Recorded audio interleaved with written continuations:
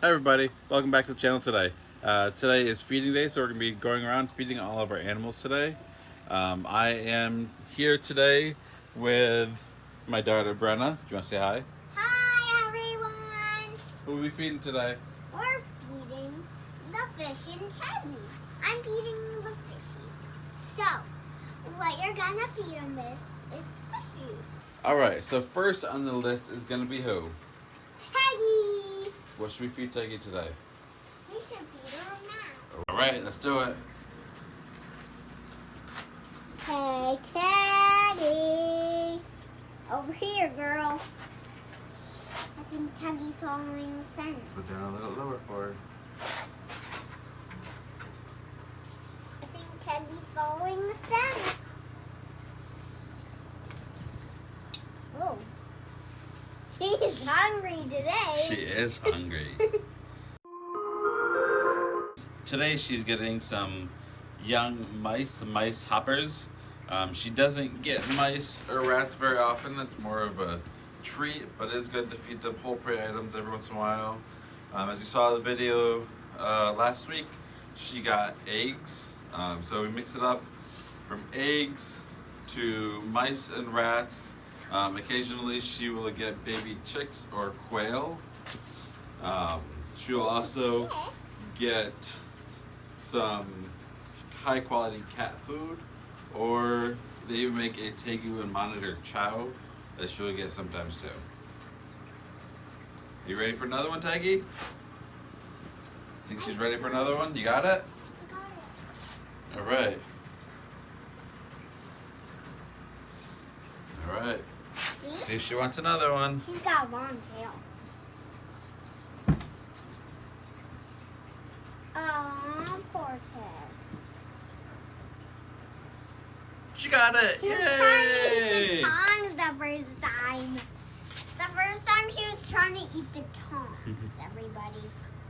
She was trying to eat the tongs. Yeah, sometimes she misses and eats the tongs, huh? So the next mouse we have today is going to be going to our Australian water dragon. Again, she doesn't get mice on a daily basis. Usually once every couple of weeks I'll give her a mouse. Like I said before with the tegu, it is good to give them whole prey items every once in a while so they can get the calcium and all the other nutrients that go along in a whole prey item. She will probably also be getting some silver sides. So let's get to it.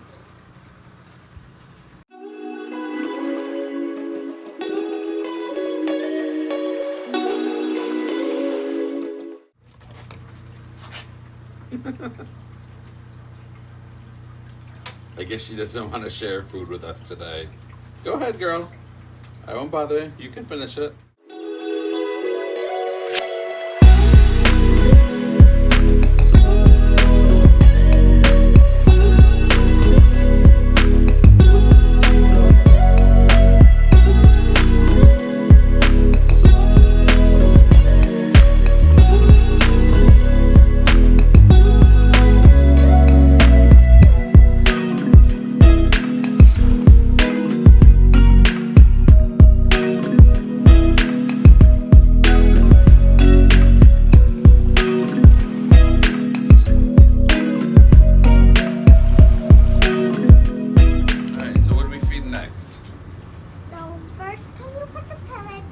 Yep, who are they for? They're for these three lots. Can I see the bag to see what they are? So, our crayfish are getting algae wafers. Yum-y. Alright, let's give them some algae wafers. See, I got three since there's three.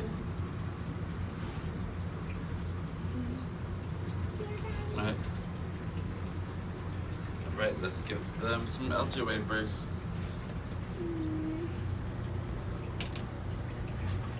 There.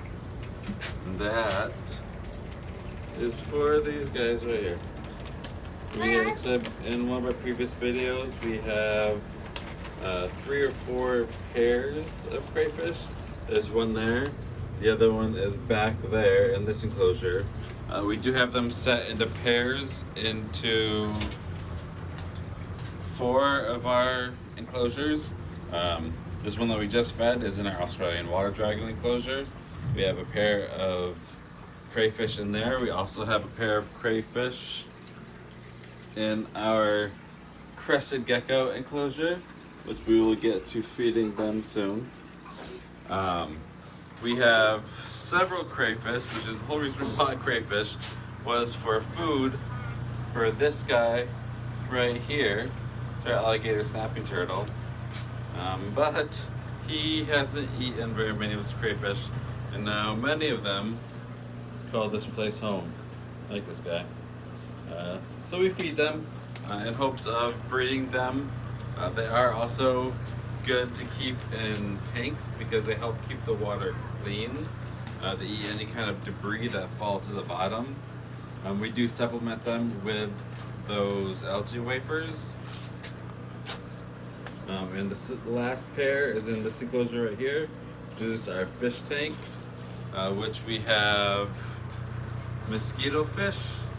We have a couple different kinds of platies in here, as well as a few albino African dwarf clog frogs. Daddy. So we have another little helper here because she did not want to sit down while Daddy and Sister were feeding the animals. So she decided to help us right now. Right now we are going to be making our gecko diet for our crested gecko and our lined day gecko. So today our geckos are going to be getting some Pangea gecko diet, papaya flavored. So let's mix it up.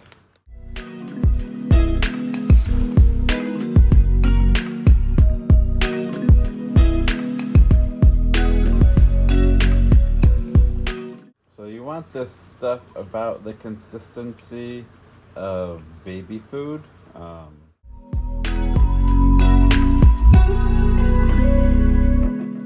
And that looks perfect. Just for the geckos? It's me, Brenna. And what are you making, Brenna? I'm making gecko smoothie. Oh, gecko smoothie. That looks yummy. It's getting a little clumped up right there. Does it need a little bit more water? Yeah. Okay. You can be my assistant, Dad. Oh. There you go. I'm mixing it. Now we're mixing it up. It's perfect. It does look perfect. You ready to give it to the geckos? Yep, I'm gonna give it by myself. All right, let's go do it. So first we need to take their old dish out, which is right up over there.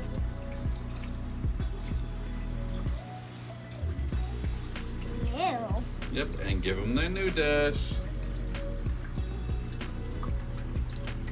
Perfect. Now let's see if they want to taste it.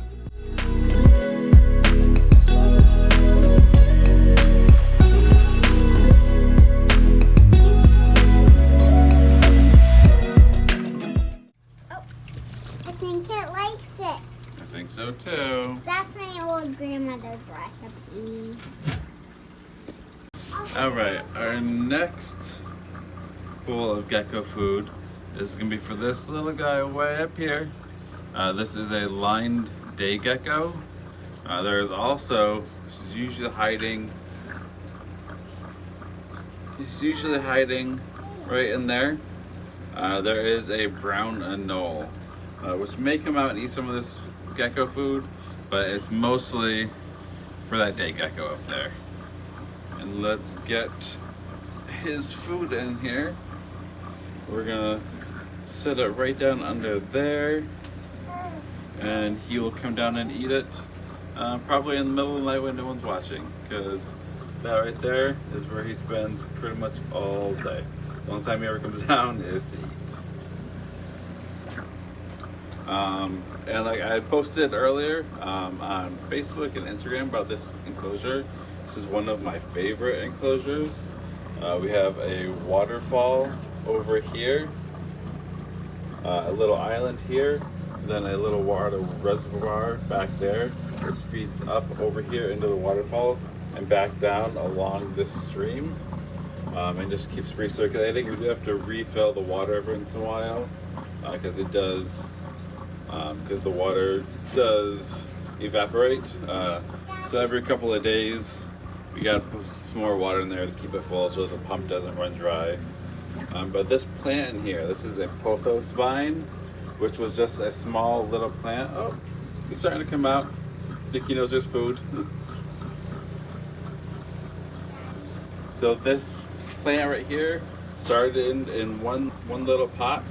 I put it in here and kind of spread it around a little bit, and it has just flourished, growing all over the place in here. This is what can happen when you have pothos vines. They are great in enclosures like this, especially with lots of water, because they can grow just about anywhere and they will spread throughout the entire enclosure.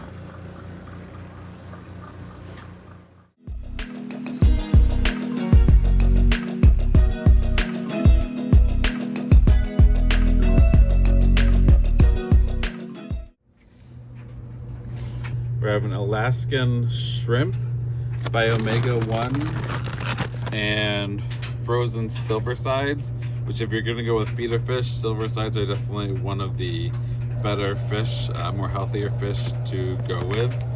Also by Omega-1. And we are going to be trying some frozen bloodworms and some frozen Daphnia for the fish and the frogs. Now she did just eat that mouse, so she may not be hungry right now for any fish. That was a pretty good meal, pretty big meal for her. So we'll just kind of leave some of this food lying around here. I like to try to hide it up, just kind of spread it around the enclosure. I'll put some up on the logs over here. I'll hide some back in the plant up over on this log, just so that she has to kind of just so she has to hunt for her food. You don't always want your animals just to be given food. You want them to kind of work for it and forage for it, much like they would in the wild. So it's always a good idea, if you can, to get foods like this and just hang them and hide them around the enclosure so that your animal has to work to find it. Alright, so while we're in our water dragons cage with our fish down here, we're going to try to give them some of these. This is the frozen Daphnia.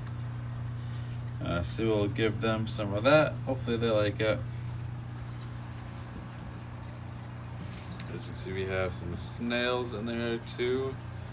These snails do help keep the water clean and free of algae, and they are fairly prolific breeders. So if you get a couple of these little snails, you will have quite a few dozen in no time at all.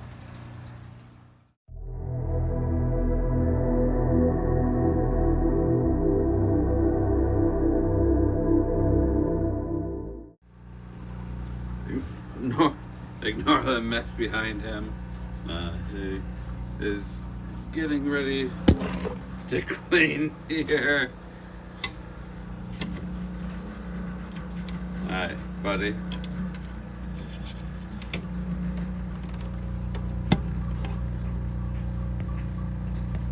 Your food is over there.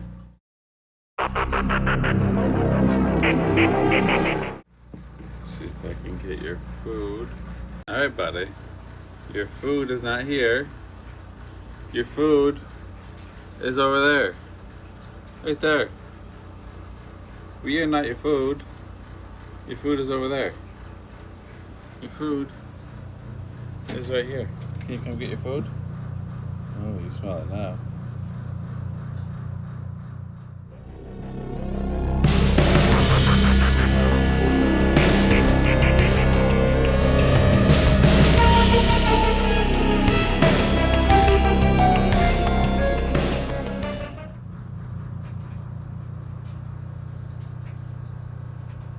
Alright, so what do we do after we touch any animals? Or after we feed them, what do we do? Wash. Always wash your hands whenever you touch any reptiles or any animals, right? Can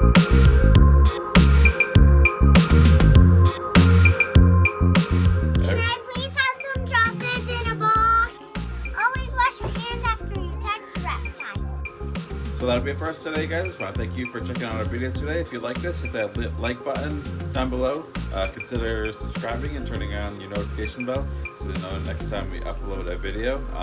If you like this, consider also going over and checking out our Patreon, where you'll get some more exclusive content over there. You can also go over and like and follow us on Facebook and Instagram. We do post random videos and pictures of our animals on there every week. So we will see you guys next week. Bye. And always wash your hands after you tap Reptile. Can I please have some chocolates in a box? And caramel and cherry, please? Thank you.